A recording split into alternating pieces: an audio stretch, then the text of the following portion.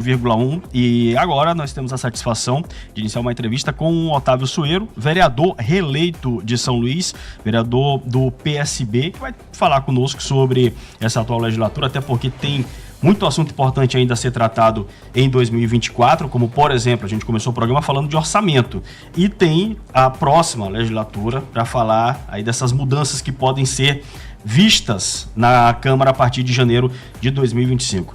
Otávio Sueiro, muito boa tarde, obrigado por atender o nosso convite, e já começa a entrevista justamente tratando desse assunto.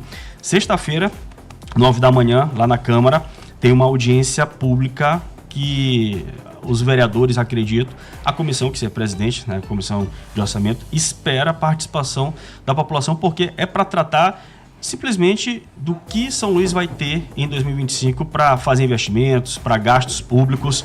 Fala para a gente sobre essa questão de audiência pública, que foi um assunto que a gente iniciou o programa aqui. Acho que também apresentar, né, as pessoas que compõem também a comissão, acho que é interessante os demais vereadores. E assim, essa questão de audiência pública é muito importante, mas você acredita que essa específica da LDO é bom também, além de tratar nessa sexta-feira no plenário, tentar fazer outras? Tem tempo para isso, descentralizando em alguns bairros aqui de São Luís? Boa tarde. Boa tarde, João Ricardo, a Alessandra, o Wallace, o Lívio, a todos os ouvintes do Panorama. Sempre um prazer retornar aqui à Rádio Mirante News. Um carinho especial por cada um de vocês, a todos que nos acompanham. De fato, a Câmara tem uma responsabilidade muito grande em poder discutir agora na próxima sexta-feira com a audiência pública, que faz parte da Lei de Responsabilidade Fiscal, do rito, do cronograma natural, né? E a gente faz essa audiência pública para que tenha transparência, para que a população possa participar, entender onde serão alocados recursos, de forma inicial na Lei de Diretrizes Orçamentárias, de forma macroeconômica, e logo só depois para a LOA. Aí de fato a gente vai ver de forma específica onde cada recurso será destinado e para que pasta será destinado. Assim a gente já recebeu do Executivo Municipal, da Prefeitura Municipal de São Luís. No último dia 10, nós formulamos essa comissão que foi instalada e será responsável por organizar, fazer todo o relatório e, de fato, apresentar em plenário as emendas que serão disponíveis, estão dispostas ainda para os parlamentares darem entrada e, assim, a gente conduzir a Lei de Diretrizes Orçamentárias, que é uma das leis mais importantes para que a gente possa saber o que será aplicado, a previsibilidade orçamentária para o ano de 2025, o ano subsequente. Como a comissão falou, né? A comissão é formada pelo senhor, né, e tem também os demais vereadores que compõem essa comissão. É isso. No último dia 10, a gente definiu em reunião na Câmara Municipal de São Luís. Eu fiquei na presidência da comissão. Nós temos como membro titular o vereador Marquinhos, o vereador Daniel Oliveira, que também é líder de governo, o vereador Pavão Filho, professor Pavão Filho, o vereador também Tiago Freitas e o vereador Marquinhos, né? E aí a gente designou para que o vereador Tiago Freitas ficasse responsável com o relatório, como relator da Comissão de Orçamento, e eu ficarei na presidência dessa comissão, uma comissão de extrema importância que tratará os rumos da nossa cidade para o próximo ano. Agora, vereador Otávio Sueiro, o que o senhor considera? É claro que vai ter audiências, né? O senhor vai tratar também com os seus pares. O que o senhor considera que São Luís deve ter de investimento maior para o próximo ano? A gente fala muito em saúde, educação, é claro, aquelas áreas essenciais, e essa LDO vai justamente traçar essas diretrizes. Então, assim, dentro de um primeiro momento, daquilo que o senhor vai contribuir nessas discussões, quais áreas o senhor acredita que São Luís deve receber uma atenção maior para 2025? Olha, acompanhando o texto que foi enviado pela Prefeitura Municipal de São Luís, e que a gente tem uma relação muito boa, isso mostra que a Câmara Municipal está com o intuito de contribuir com a nossa cidade, aquilo que for para o desenvolvimento de São Luís, a gente estará à disposição para contribuir. Nós tivemos um superávit aí primário de quase 500 milhões, aproximadamente 455 milhões de reais. A gente fala de um orçamento aí de 5,22 bilhões de reais para São Luís, e sempre áreas, eu falo da minha área, puxando sardinha, da saúde. Exatamente, para a saúde. Vocês sabem a minha formação de saúde, sou cirurgião dentista há 12 anos e sou acadêmico de medicina, e atendi muito tempo na atenção primária, na atenção básica. Sei a realidade que as unidades básicas de saúde passam, sei das unidades mistas e que precisam realmente desses recursos alocados para que sejam prioridades e para que as pessoas na ponta possam ter acesso e o seu direito garantido da assistência da saúde. E aqui desarma palanque político, esquece a questão política partidária, a gente fala de fato de gestão. gestão, para que a gente possa, de fato, desenvolver a nossa cidade, buscar entendimentos tocantes prioritários, educação, saúde, né? A gente não pode deixar o esporte de lado, porque é uma ferramenta de inclusão social, a cultura, que tem um berço cultural muito forte, a nossa capital, enfim. São áreas importantes, como também a infraestrutura, que, de fato, influenciam e vão impactar positivamente na vida das pessoas. É isso que a gente espera e as pessoas esperam da gente como parlamentar. O vereador, eu sempre digo, é o agente público e político mais próximo das pessoas. Ele entende e sabe a dor do que a pessoa, do que o cidadão que está me ouvindo aqui passa dentro da sua comunidade, passa na periferia, passa dentro do seu bairro. E assim a gente busca, nesse entendimento, junto ao executivo, traçar planos importantes para que possam melhorar a qualidade de vida do cidadão ludovicense. Vereador, o senhor vem de uma família já com legado político, a gente pode dizer assim, e já enfrentou várias campanhas. Essa campanha agora, o que o senhor achou? O que o senhor teve diferente? O que o senhor vislumbra para o futuro também, mediante já esse legado na política que todos vocês da família Sueiro já vêm desempenhando ao longo de anos? Olha, Olívio, uma campanha onde a população tem acesso às informações, isso é muito importante, principalmente para o parlamentar que tem trabalho, que tem como prestar contas daquilo que fez, daquilo que irá fazer pela nossa cidade. Eu acredito que ao longo desses 3 anos e 10 meses de mandato, onde o nosso mandato pôde entregar muito na saúde, na educação, na assistência social também, as pessoas buscam saber. E hoje, na palma da mão, com o celular, com as informações, com as mídias digitais, fazem com que a população tenha acesso às condições, de fato, daquele parlamentar, da Câmara, da Prefeitura, do prefeito, do governador, de todos nós que fazemos a política na nossa cidade, no nosso estado, e isso facilita, porque o voto passa a ser ainda mais consciente, ainda mais coerente, as pessoas vão colocar na balança e entender aquele que realmente entregou o resultado, aquele que na prática pode impactar na vida das pessoas, aquele que de fato, além de escutar as demandas, ele pôde buscar as soluções na medida do possível. Eu acho que foi uma eleição onde, através do resultado, após a apuração de 100% das urnas, a gente pôde entender que não é recurso, não é estrutura, não é só isso. Também avalia-se o trabalho e o perfil daquele parlamentar ou daquela parlamentar que se colocou à disposição das pessoas, e a população deu uma resposta, graças a Deus, que para conosco a resposta foi positiva, avaliando todo o nosso trabalho, a seriedade e a responsabilidade que a gente trata a coisa pública. Essa campanha ela foi mais difícil, Otávio, para você, assim, avaliando, já fazendo esse balanço também, foram mais de 8 mil votos que você conseguiu. Foi mais difícil do que a anterior? Olha, Alessandra, a campanha de vereador sempre é uma campanha mais difícil porque é desgastante, né? A gente entende que cada rua, cada bairro tem 5, 6 candidatos, é muito natural e muito fragmentada também. Às vezes até na própria família tem 2, 3 candidatos. Mas eu entendo que esse corpo a corpo facilita muito. Eu sempre gostei, sempre atendi na saúde pública, conheço, vivi essa realidade com os meus pais, que tenho muito orgulho de falar que sou filho do Albino Sueiro e da Bárbara Sueiro. Traço a minha vida de forma comunitária também, tanto que tem um instituto lá dentro do São Cristóvão, em que agora a gente tende a ampliar no nosso mandato outras filiais para que possa ampliar essa rede de saúde pública e contribuir também com essa rede de saúde pública. Então, para mim, não teve dificuldade. A dificuldade, de fato, é a gente intensificar o trabalho e saber que tem mais de 500 candidatos. Então, imagina só, a gente disputar uma eleição com quase 500 candidatos, e a gente tem a dificuldade de, às vezes, chegar numa rua e já ter alguém, e às vezes existe a disputa sadia, natural, mas eu sempre fiz a boa política, a política do respeito, da dignidade, fazer uma campanha transparente, limpa. Assim a gente conseguiu conduzir, sem denegrir a imagem de ninguém, sem difamar nenhum colega, construindo a nossa identidade, falando de forma propositiva daquilo que a gente queria entregar e prestando contas daquilo que a gente fez. Vereador, eu tenho certeza que isso as pessoas avaliaram e conseguiram dar a resposta positiva. E te assustou, assim, de repente... tá no ano da eleição e aí o PSB recebeu muitos candidatos, ou melhor, muitos vereadores de mandato, e aí como é que é o planejamento aí para quem está num time que está cada vez mais forte, e aí é aquela coisa, um contra o outro ali, todos querem ganhar. A concorrência aumentou muito, né? Dentro do partido, né? Teve alguma diferença aí no teu planejamento dessa eleição agora para a passada, nesse sentido aí, de já estar com tantos concorrentes dentro de casa ali, pode-se dizer assim? Olha, Olívio, quando a gente se coloca numa situação de desafio, eu tenho um lema comigo que a gente precisa entregar ainda mais resultado. Porque as pessoas avaliam hoje, esperam da política, não é denúncia, não é difamação, não é a gente estar com o celular filmando e denunciando. As pessoas buscam solução, as pessoas buscam luz no fim do túnel. É isso que a sociedade na ponta espera do parlamentar.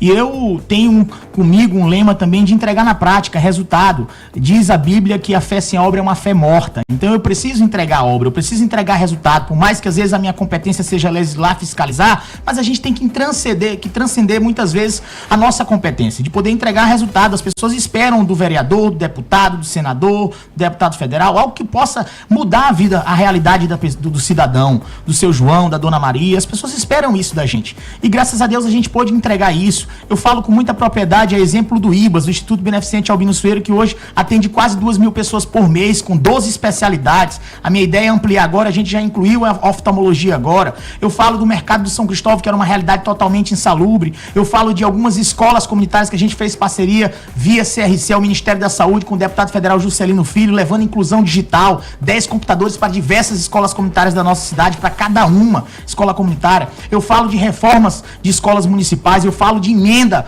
parlamentar que a gente pôde aplicar na APAES São Luís, que hoje é uma realidade, o mamógrafo digital mais moderno do Maranhão está na APAES São Luís, dando acessibilidade às pessoas com deficiência. É isso que pode mudar a realidade das pessoas, é isso que melhora a qualidade de vida das pessoas. E quando a gente fala, presta contas numa reunião, no momento que a gente pode falar um pouquinho do que foi o nosso mandato ao longo de 3 anos e 10 meses, as pessoas avaliam e de fato conseguem ver que o resultado existe, que realmente o que a gente está falando não é mentira, não é nada fictício, é algo que realmente a realidade mudou e que a gente pôde contribuir com a cidade ao longo de 3 anos e 10 meses, agora finalizando o nosso primeiro mandato.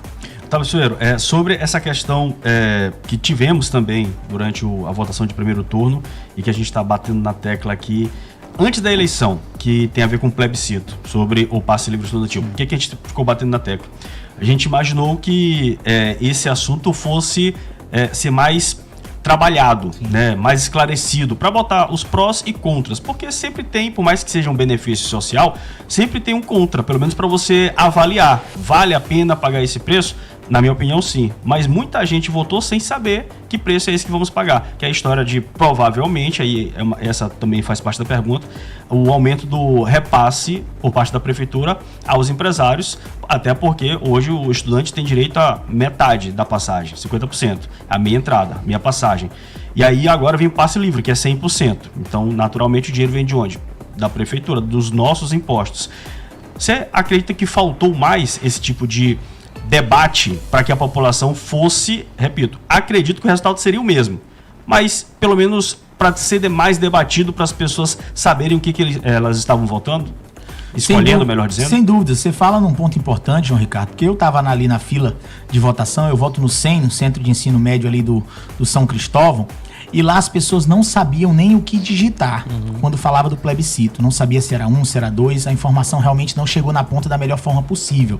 Então você fala com muita propriedade, fala de um ponto que realmente as pessoas ficaram se questionando, inclusive muitas perguntas a mesário, as pessoas que estavam trabalhando durante o processo pleito eleitoral, as pessoas não tinham informação e não sabiam, inclusive daquele plebiscito, da existência daquele plebiscito. Então a informação não conseguiu talvez chegar na ponta da melhor forma possível. A minha opinião é uma opinião, lógico, eu votei favorável aos estudantes, mas entendo que aquilo que a população espera é a melhoria da qualidade do transporte público.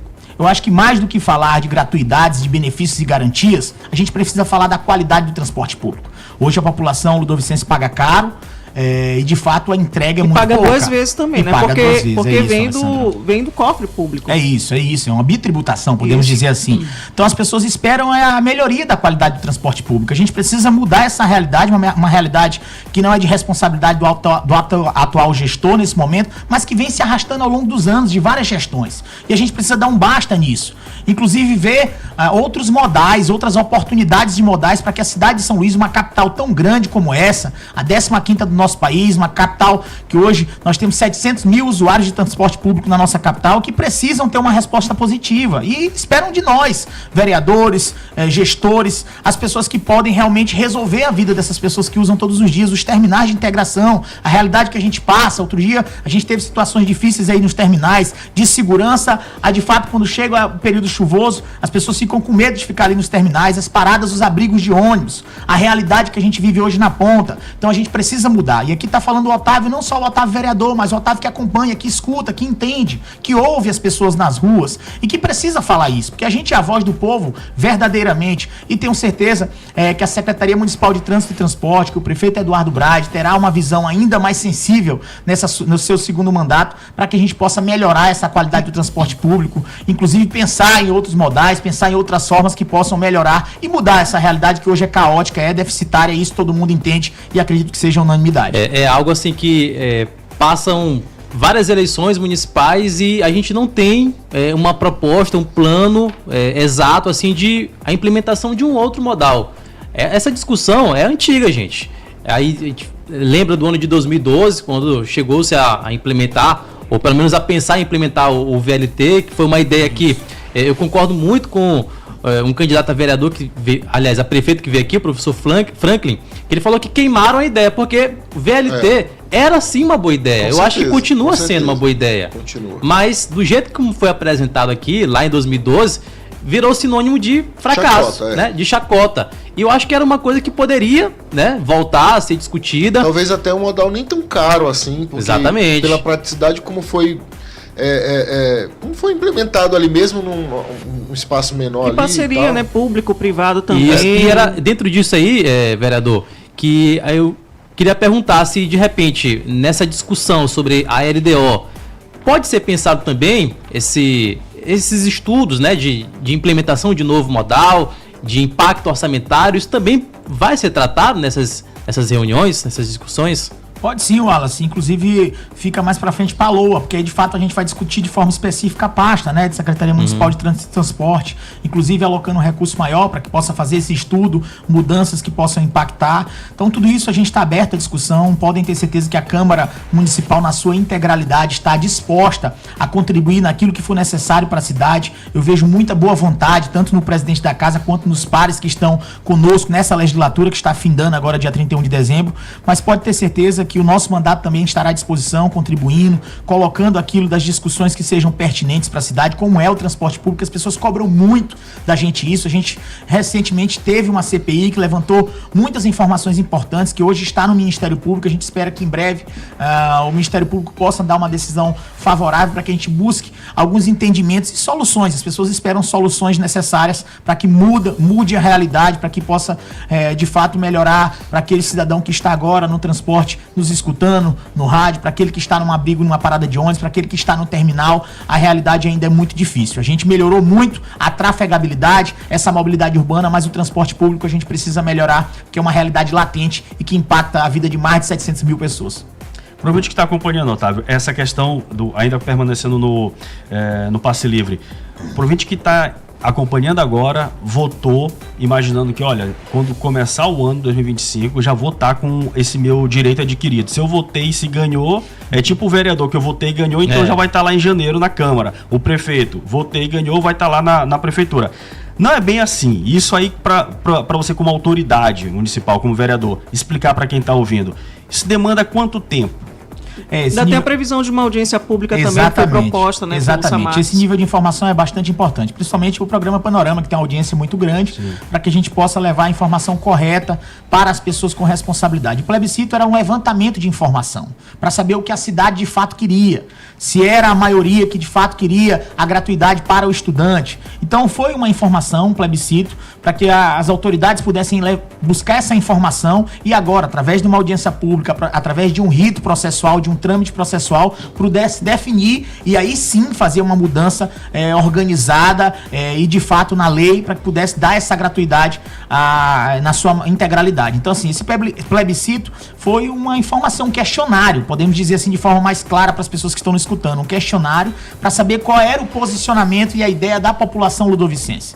Então, de fato, ainda não vai mudar. Não quer dizer que 1º de janeiro vai mudar, dependendo desse resultado que foi o plebiscito, não vai mudar. A gente agora vai buscar o rito, né? As autoridades competentes vão buscar entender através de audiência pública e buscar um entendimento que seja plausível e coerente dentro da lei de responsabilidade, dentro das leis coerentes, né? Para que a gente possa, de fato, aplicar aquilo que seja constitucionalmente correto. Aquele começo de ano ali, carnaval, pré-carnaval, costuma ter aquela greve, por conta justamente da database e da negociação que é feita, né? Os empresários dizendo que precisam de mais repasse para honrar com os compromissos com os trabalhadores. Se a gasolina aumentou, porque não sei o que aumentou. Ou seja, infelizmente a gente está acostumado com isso, né, Alessandra? Isso. E aí pode ser que acabe coincidindo essa discussão. A história do passe livre, com os empresários com essa reclamação eterna. Como é que a gente pode esperar esse começo de 2025? Pois é, porque de fato isso vai ter impacto. Não deixa de fugir que vai ter um impacto financeiro. E aí a gente sabe como é que funciona esse sistema, né? Um sistema que a gente tem a nossa forma de ter a nossa opinião. A gente inclusive já expôs a nossa opinião por diversas vezes. Eu sou muito adepto de romper, inclusive, esse contrato de licitação vigente que aí está hoje, que é um contrato viciado, é um contrato que não se cumpre as normas desse contrato. E aí é aquela história, a iniciativa privada finge que cumpre, a pública finge que cumpre e quem paga é a população. O preço quem paga é a população. Então, ambos fingem que cumprem o contrato e a população paga um preço muito alto. É a realidade que a gente vive hoje em dia. E aí eu sei que a boa vontade existe, mas a boa vontade não pode só existir. Na prática, a gente tem que mudar essa realidade. E é isso que a gente espera. Então, eu entendo que aí no começo do ano, certamente terá uma provocação por parte da iniciativa privada, porque também tem uns impactos perante combustível, uma série de coisas que estão dentro desse custo operacional, mas não pode pagar a população que não pode ficar refém. De duas formas, como a Alessandra falou. E eu acredito também que o trabalhador, né? Porque a licitação, ela prevê também a realocação desses trabalhadores, mas está ocorrendo o contrário, segundo o Sindicato dos Rodoviários, né? Está havendo demissão. Exatamente, demissão e às vezes inversão de valores, porque se joga a conta no colo de quem realmente nem tem condições de pagar uma conta dessa, né?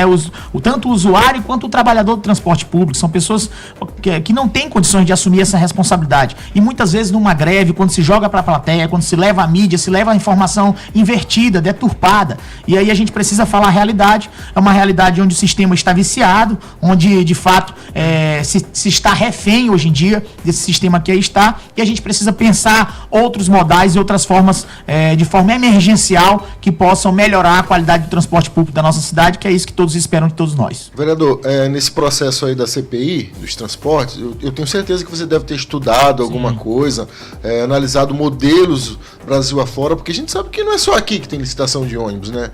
Mas parece, não sei se é porque nós moramos aqui, que parece que aqui é mais difícil, aqui parece que é mais complicado. É mais comum ter greves constantes pelo mesmo motivo. Nesse teu estudo aí, tu conseguiu encontrar algum modelo interessante que, poxa, tal cidade trabalha dessa maneira e, quem sabe, com um pouco de força de vontade política, empenho, daria para copiar aqui na nossa capital? Sem dúvidas. Primeiro, explicar que a maioria das empresas que prestam serviço na nossa capital são empresas que têm contratos em outras cidades e outras capitais do país. Então, mais ou menos, são as mesmas empresas que representam Bahia, Salvador, Belo Horizonte. São as empresas que hoje prestam serviço aqui em São Luís. Muitas dessas empresas têm contratos em outras capitais e em outras cidades. Em São Luís e no interior do estado. E outro interior do estado, Imperatriz, né, outras cidades que prestam serviço. Então, a minha ideia, eu busquei estudar outras capitais que passavam pelo mesmo problema de São Luís, compraram frota própria, adquiriram frota própria de veículos. Né? Eu sei que requer um custo, requer um impacto, mas a Câmara está à disposição, a Prefeitura ter a própria frota para que não fique refém da iniciativa privada.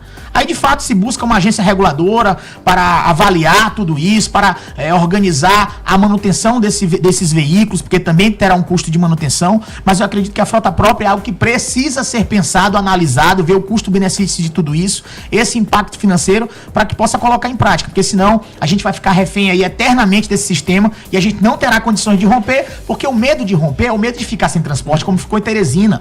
Teresina rompeu o contrato, mas ao mesmo tempo não tinha solução imediata. E aí ficou refém e não teve condições de buscar. Planejamento. É preciso planejamento emergencial para que tenha uma solução definitiva. Não pode se ficar no paliativo, não pode se ficar tapando buraco, até porque a população não pode ficar refém disso. Então, o que a gente precisa ver é o rompimento desse contrato, que hoje está deficitário e viciado, mas a gente precisa ter uma solução imediata. E eu acredito que a solução seja essa.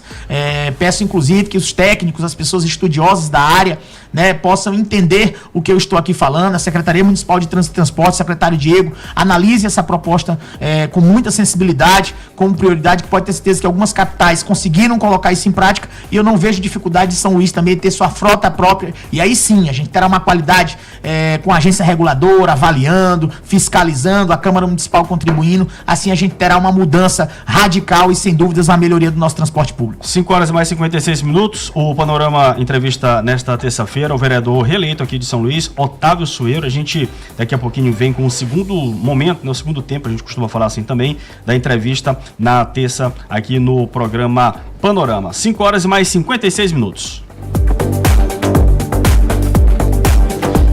E você sabe o que é desligamento programado da Equatorial Maranhão? A rede de distribuição de energia elétrica, assim como praticamente tudo, também precisa de manutenção preventiva. E para essas manutenções ocorrerem de forma segura, a Equatorial realiza o desligamento programado, um importante investimento da empresa para melhorar a qualidade do fornecimento da energia elétrica. Toda vez que acontece um desligamento programado, os clientes recebem o aviso com antecedência, por meio de carta em sua residência, e em alguns casos, os avisos são divulgados nas rádios ou em carros de som. E para sua segurança, se você recebeu algum aviso de desligamento programado, não mexa na rede elétrica da sua casa ou comércio. Isso pode ser muito perigoso, pois a energia pode voltar antes do horário previsto. Por meio do site equatorialenergia.com.br, você pode acompanhar e saber os locais onde a Equatorial vai realizar os desligamentos programados para melhoria do fornecimento de energia elétrica. Equatorial, há 20 anos pelo cliente hoje e pelo futuro, todo dia. Mirante News. 5 horas e mais 57 minutos. Otávio, antes do intervalo, rapidinho, que a gente já vai chamar o intervalo, essa questão do transporte público, para a gente arrematar o assunto, o transporte alternativo seria uma solução aqui para São Luís, a regulamentação, porque a lei já passou na Câmara, né? Sim, a gente já fez a nossa parte, né, aprovando a lei.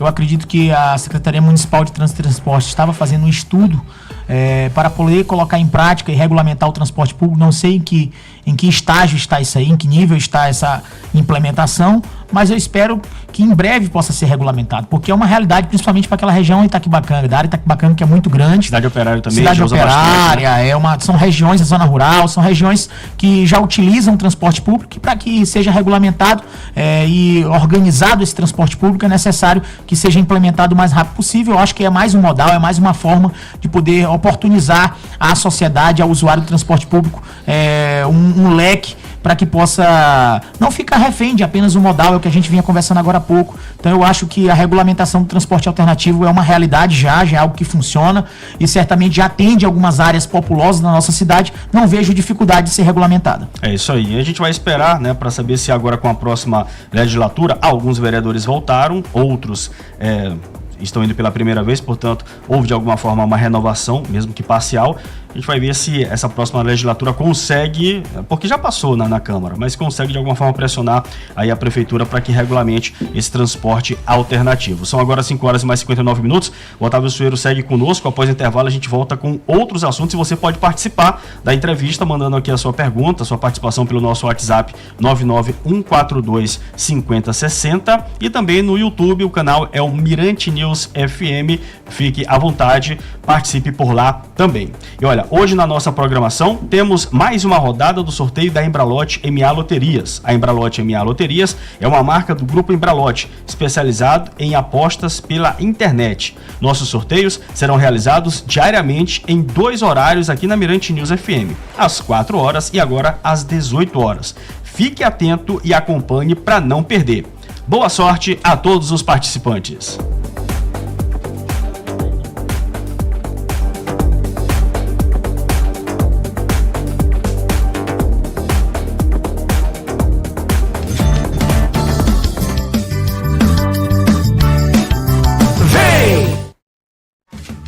Muito boa noite, agora são 18 horas e nós estamos ao vivo com mais uma extração Lotema, diretamente aqui da Rua Grande, na loja da Embralote, para todo o Maranhão. As bolinhas já se encontram aqui numeradas de 0 a 9, são 5 conjuntos de bolas, do primeiro ao 5º prêmio.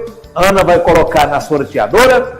Nós vamos dar início ao nosso sorteio desta noite, extração Lotema, das 18 horas, ao vivo pelo Instagram do Imirante, também pela rádio Mirante News, pelo Instagram da Embralote, @Embralote. Lá no YouTube só precisa colocar Embralote, já acompanha os nossos sorteios que acontecem diariamente, tá bom? É isso mesmo, vamos começar o sorteio das 18 horas, Extração Lotema para todo o Maranhão. Sorteadora vai ligar, é aqui comigo que eu quero ver.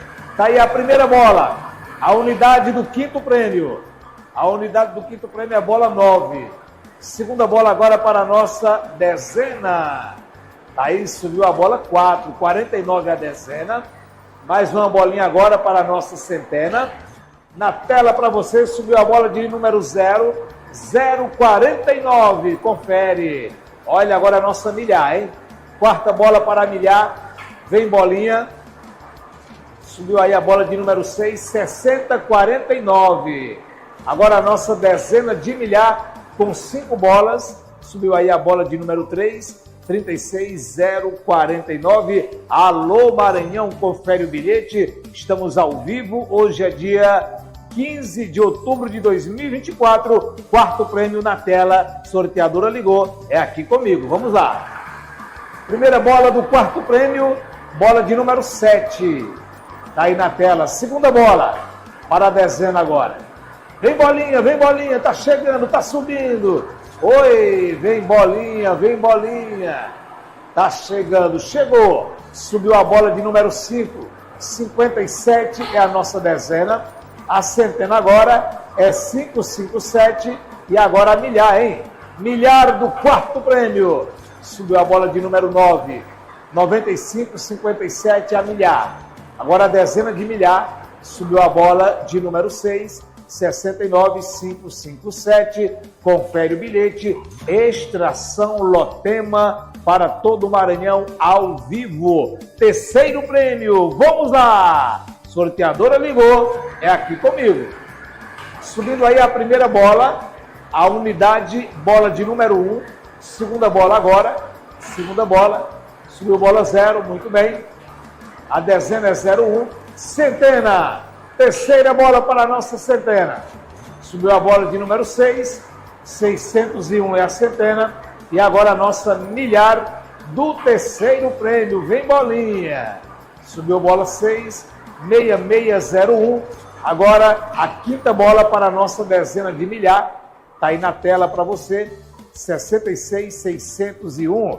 Alô, meu Maranhão querido, confere o bilhete. Olha, você pode nos acompanhar também no nosso site. Tem um QR Code aí no canto da tela. Aponta o teu telefone para este QR Code. Ele vai te levar diretamente para o nosso site. Lá você pode fazer as suas apostas também online. Isso mesmo, acompanhar os sorteios e também os resultados. Vamos para o nosso segundo prêmio. Sorteadora ligou? É aqui. Vamos lá. Primeira bola do segundo prêmio. Subiu bola 5, a unidade é 5. Segunda bola agora, segunda bola para a nossa dezena. Aí 65 é a dezena. Agora a nossa centena do segundo prêmio. Subiu bola 5, 565 e a milhar, hein? Vem bolinha para a milhar. Sobe bolinha. Tá chegando, chegou. Bola de número 7, 7565 é a milhar. E agora a dezena de milhar, 87.565. Alô, meu amigo, minha amiga, confere o bilhete. Olha, hoje é dia também de você fazer a sua aposta esportiva. Daqui a pouquinho tem jogão aí para você, Brasil e Peru. Fica ligado, faça a sua aposta esportiva com a Embralote. Embralote, aqui tem sorte, pode apostar. Primeiro prêmio na tela é aqui comigo. Primeira bola do primeiro prêmio é a bola de número 1, a unidade é 1. Segunda bola agora, a nossa dezena é 81. A centena agora, hein? Sobe bolinha, 481. Agora a milhar na tela para você do primeiro prêmio. Olha aí, preste atenção, você que apostou do primeiro ao quinto. 6481 é a milhar. A dezena de milhar agora. Aí, 46.481, é só você conferir o bilhete. Desejamos boa sorte para você. Uma ótima noite para todos. Nós voltaremos amanhã, meio-dia, a partir de meio-dia, com mais sorteios para você, tá bom? Boa noite e até amanhã.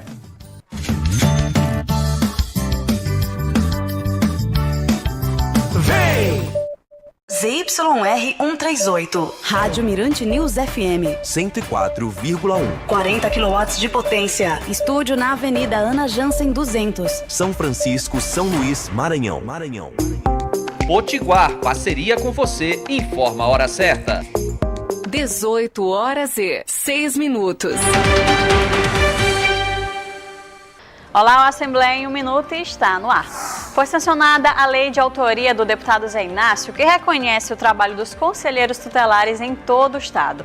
O Dia Estadual dos Conselheiros Tutelares visa reforçar a importância desses representantes na proteção das crianças e adolescentes, garantindo cuidado e apoio em situações de vulnerabilidade. E falando de lei, foi sancionada a lei do deputado Vinícius Louro, que garante a emissão gratuita da cédula de identidade, o RG, para pessoas afetadas por desastres naturais em regiões do Maranhão que estejam em estado de calamidade pública. Essas e outras notícias você pode acompanhar no nosso site, al.ma.leg.br, na Rádio Assembleia 96.9 FM e também pelas nossas redes sociais. Eu fico por aqui, até o próximo Assembleia em 1 minuto.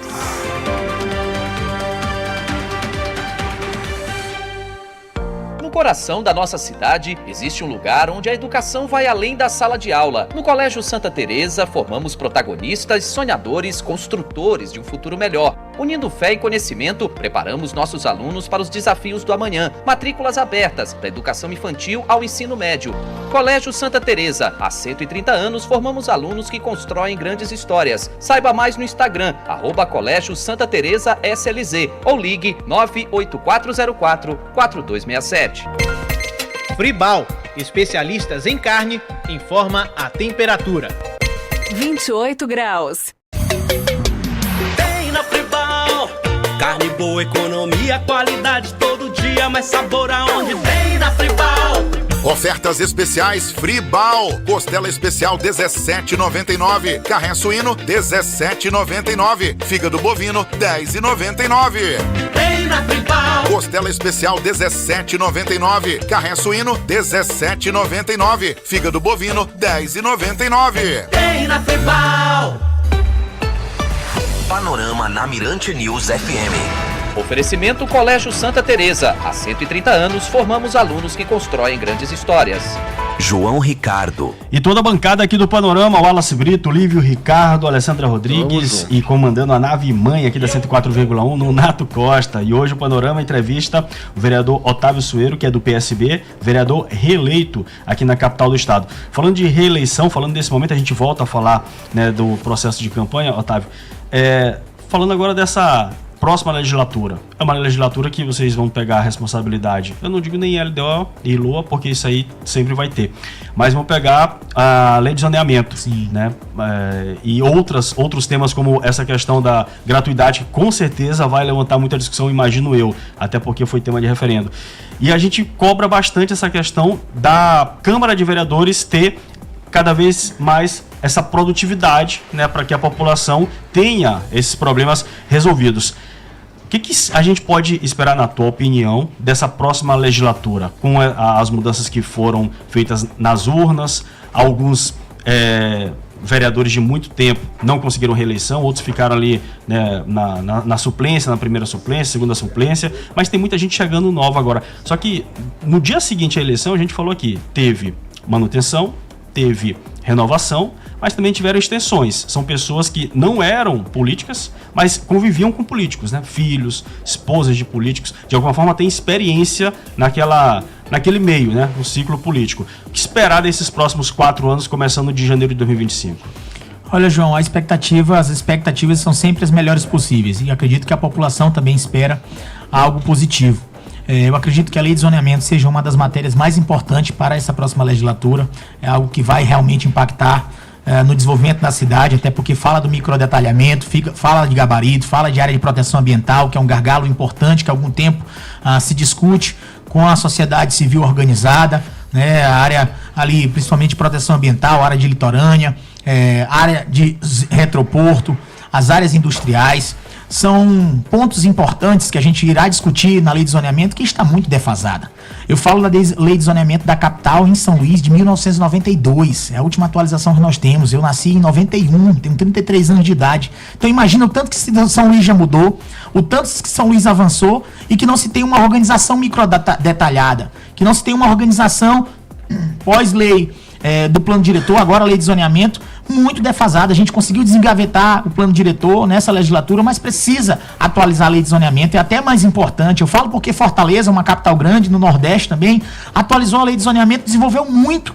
Então a gente precisa fazer isso em São Luís. Acredito que seja uma das matérias mais importantes para essa nova legislatura e acredito que os tocantes necessários. A Câmara Municipal precisa dar ainda uma contribuição ainda maior para a cidade, fazer as audiências itinerantes nas regionais, para a gente entender ainda mais a realidade que as pessoas vivem e que a gente possa contribuir de forma efetiva. Eu sei que os vereadores e nós vereadores temos um raio-x, um panorama muito importante para a cidade, mas a gente precisa colocar isso em prática, inclusive em alinhamento. Eu sempre fui adepto do diálogo, eu sempre digo que o diálogo é sempre a melhor solução para tudo. É necessário, como diz a Constituição, poderes independentes mais harmônicos entre si, que a Câmara e a Prefeitura não fiquem em cavalo de batalha, que a gente possa buscar o entendimento. É isso que a cidade espera da gente. Passou a eleição, quem venceu, venceu, quem perdeu, perdeu. Quem venceu precisa entender que o sentimento é o popular, que a gente precisa transformar a vida das pessoas, que a gente precisa se unir, independente de ideologias, de cores partidárias, de campos políticos, se unir em prol do bem comum, em prol dos tocantes, que possam de fato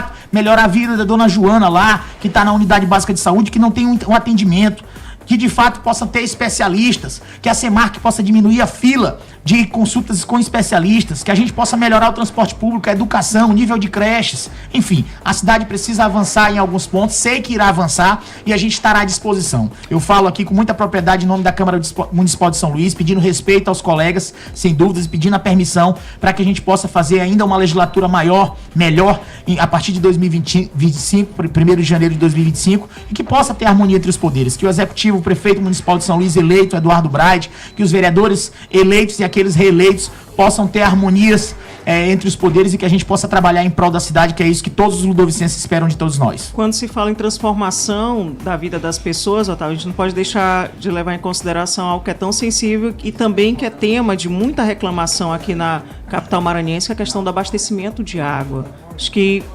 também, eu acho que vocês têm esse compromisso em levar para 2025 a discussão em relação a isso, porque são vários bairros aqui da capital maranhense que as pessoas têm que andar com baldes, senhoras que sabe, não tem nem como se locomover e tem que ficar carregando baldes e baldes de água, ladeira acima, ladeira abaixo, para poder ter algo que deveria estar na torneira. Vocês também têm que ter esse compromisso, essa discussão também na Câmara Municipal. É uma questão que, infelizmente, normalizou, porque tem criança, que agora já é adolescente, daqui a pouco entra na fase adulta, que nasceu com esse problema aqui em São Luís. Isso. Eu vou falar de São Luís porque o assunto é com o vereador da capital.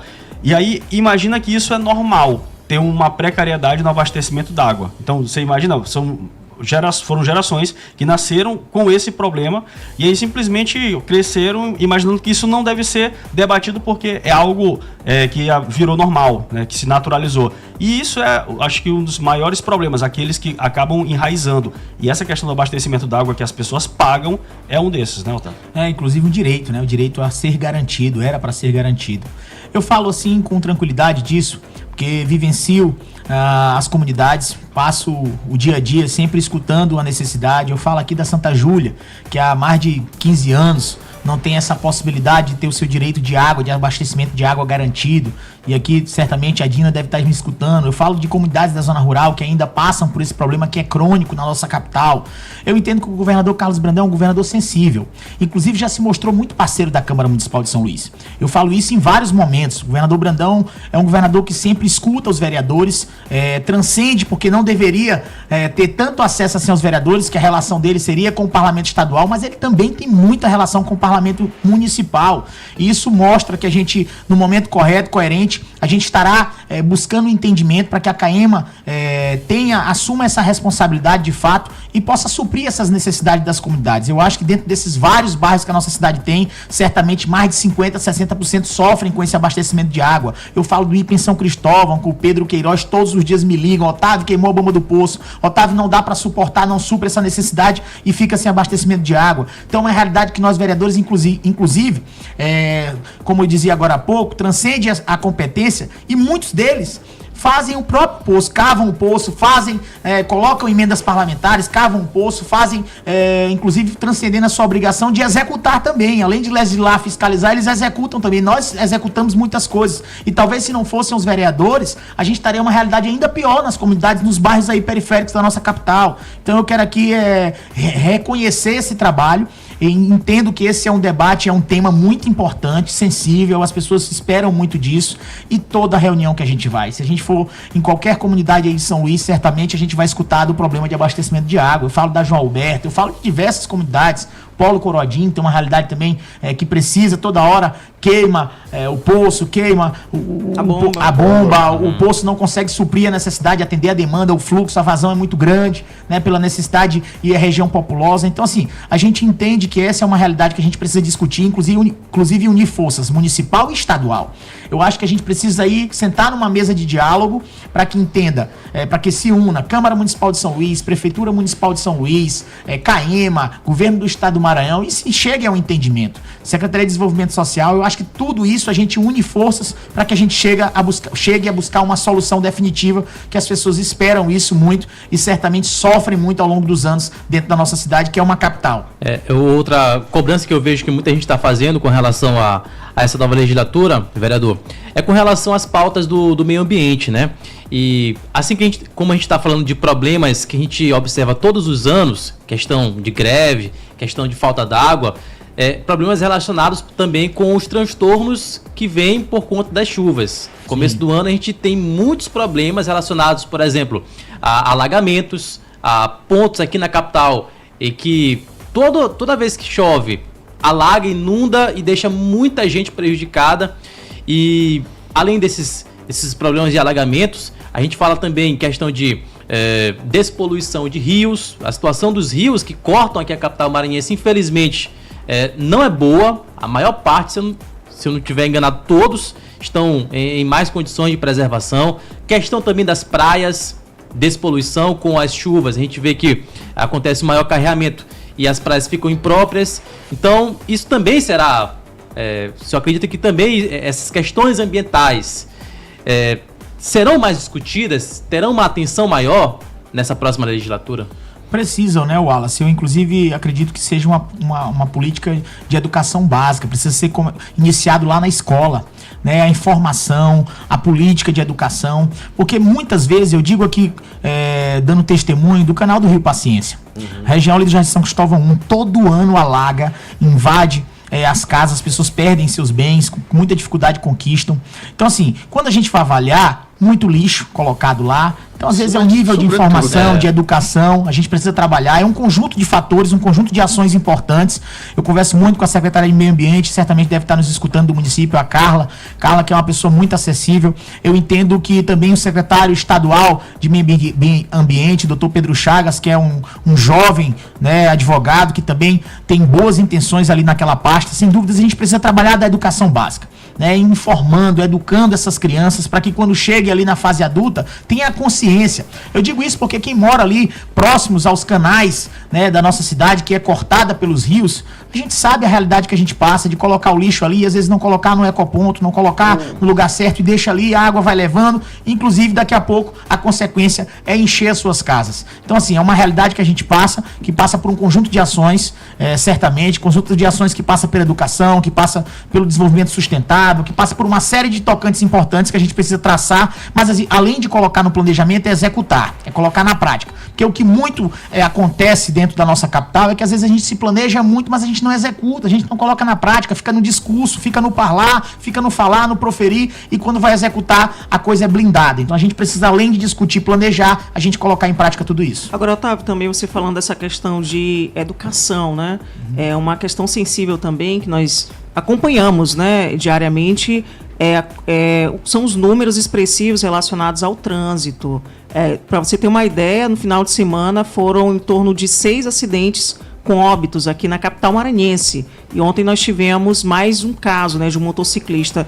Falta também se discutir muito essa questão de inserir nas escolas a questão da educação para o trânsito. Será que não falta também essa discussão dentro da Câmara Municipal? A gente vê a questão do pessoal que hoje pratica o grau, né? O grau nas ruas, e que isso acaba ocasionando também acidentes. Acho que é algo que precisa também ser discutido na Câmara Municipal, porque são vidas que estão sendo perdidas, são pessoas que são colocadas todos os dias a mercê, às vezes, de pessoas imprudentes também no trânsito.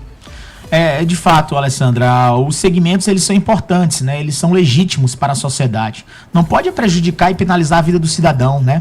E aí a gente entende que esses segmentos, como o grau que foi colocado por você, de fato devem existir. Não pode existir dentro de uma via onde está um idoso fazendo a sua travessia, uma criança fazendo uma travessia. Isso que não pode existir. Então a gente precisa também fazer, mais uma vez, essa política de fato de educação que deve começar na escola, nas creches, que deve começar ali desde muito cedo, na educação básica, né? Iniciando ali nas escolas, porque certamente é esse nível de informação que a gente vai ter um adulto, um ser humano, um pai de família melhor. Se a gente não iniciar da base, a gente certamente terá uma consequência ruim lá na frente. E eu acredito que isso impacta também na saúde. O senhor é da área da saúde. Sem dúvidas, porque superlota o Socorrão 2, que é referência na traumatologia, ortopedia e traumatologia. Superlota o HTO, as cirurgias que passam a não ser eletivas e passam a ser emergenciais. Porque quando o ser humano fratura um pé, uma fratura exposta ali de uma tíbia, de uma fíbula, vai chegar, vai ter que operar, vai tomar a vaga de quem tá ali, não pode esperar. Então, assim, tudo isso é uma política e um conjunto de ações importantes que a gente deve traçar, desde a sinalização horizontal, que precisa ser intensificada, as passarelas que eu tanto trabalhei, batalhei na tribuna da Câmara nessa atual legislatura. São Luís não tem passarela. Outro dia morreu um pedestre ali próximo ao NDB, porque não tinha lugar para atravessar. Então, assim, as vias estão melhorando. A gente sabe que a mobilidade urbana melhorou muito, né, na nossa cidade, mas a gente precisa tratar do pedestre também. A prioridade de quem reside não é o carro, quem reside é o pedestre. Quem reside em São Luís é o pedestre, é o ser humano, o homem, a mulher, o idoso, a senhora, a pessoa com deficiência. Uma cidade acessível, inclusive, é necessária, não pode ser só um discurso, né? Então, assim, para que isso aconteça, a gente precisa dar condições. Condições é traçar na prática algo que possa melhorar a qualidade de vida. E acho que também as passarelas são algo que a gente precisa novamente trazer à discussão, porque a gente, de forma repetitiva, colocando isso, os gestores passam a ter isso como prioridade. Então, eu entendo que os pedestres precisam ter segurança. Eu lembro que algum tempo atrás, há muitos anos, tinha ali na Avenida dos Franceses, tinha ali próximo à rodoviária, a gente tinha passarelas. E a gente precisa colocar isso novamente, porque é uma realidade das capitais, das metrópoles. Você faz em São Paulo, você tem condições de atravessar sem que o veículo tenha que parar, né? Você vai em Brasília, você vai no Rio de Janeiro, você tem condições de atravessar uma via de grande fluxo sem ter que parar o trânsito, porque tem as passarelas. Então eu acho que dessa forma a gente vai dando sugestões, opiniões que melhoram a qualidade de vida do cidadão, e eu acho que a gente sempre tem que ter prioridade o ser humano. É o ser humano que tem que ser prioritário, e eu entendo que assim, falando com os gestores, falando em discussão com os meus pais, a gente chega a um entendimento importante e sugestões e opiniões que possam, inclusive, influenciar positivamente na vida das pessoas. Até porque esse é um complemento do trânsito livre que foi implantado pelo Eduardo Braide, que se reelegeu, então vai seguir, provavelmente, com essa política sendo aplicada em outros trechos aqui de São Luís. Só que aí a ideia do trânsito livre é facilitar para o motorista e diminuir ao máximo o tempo de congestionamento e de parada. Só que sem passarelas coloca em risco o pedestre. O exemplo é bem aqui no São Francisco, que acabaram com o retorno para colocar essa dinâmica do trânsito livre. Para o motorista é de boa. O problema é que botaram uma faixa de pedestre bem na curva. Já tiveram colisões. Não sei se já teve atropelamento, espero que não, mas é um risco muito grande. E as colisões por quê? Porque o carro que está próximo à faixa para, já que o pedestre começa a atravessar. Quem vem atrás não entende porque a dinâmica mudou, é uma curva. Então essa questão da passarela é interessante, é importante. Vertical.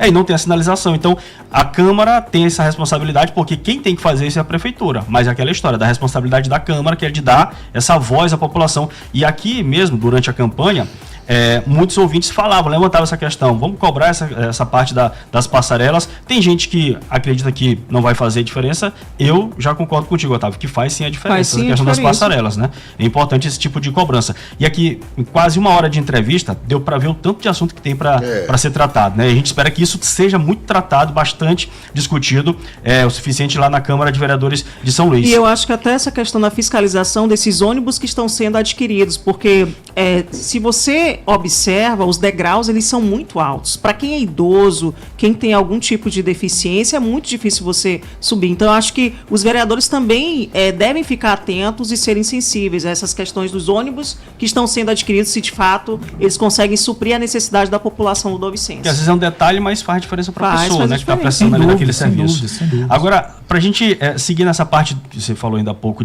da necessidade, e às vezes você falou que tem vereador que acaba extrapolando a sua responsabilidade e em vez de só sugerir, fiscalizar, vai e executa. Essa parte das emendas, que é quando o vereador tem a possibilidade de alguma forma, participar da gestão, porque ele indica a emenda para a prefeitura executar. Foi tema de muitas reclamações de vocês durante essa legislatura. O que você espera, já que agora deu para perceber que a ideia da Câmara é não acirrar tanto assim mais com a prefeitura? Você acredita que esse acirramento que causou essa mudança, né, a gente pode falar assim, na prática do prefeito Eduardo Braide de não executar essas emendas, e agora com essa política de boa vizinhança, a tendência é que essas emendas sejam executadas de forma mais célere? O que você espera, Otávio, agora na próxima legislatura?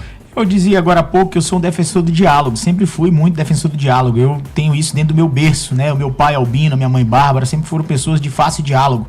Eu acho que independente de ideologias partidárias, a gente precisa dialogar, sentar na mesa com respeito, e assim entendo que deve ser o tratamento. Eu até melhoro essa frase, a condição, porque a Câmara nunca quis acirrar. Eu acredito que o entendimento era de direito garantido. É um direito do parlamentar as emendas parlamentares. Porque a gente sabe que... Elas são impositivas, né? São impositivas, sim, estão no orçamento. E a gente sabe que isso muda a realidade das pessoas. Eu digo aqui, exemplo, do CAPSI, Centro de Atenção Psicossocial Infanto-Juvenil. Realidade da saúde mental metropolitana. Não atende só São Luís, atende toda a região metropolitana. E é uma referência. Nunca tinha sido reformado no bairro do Turu.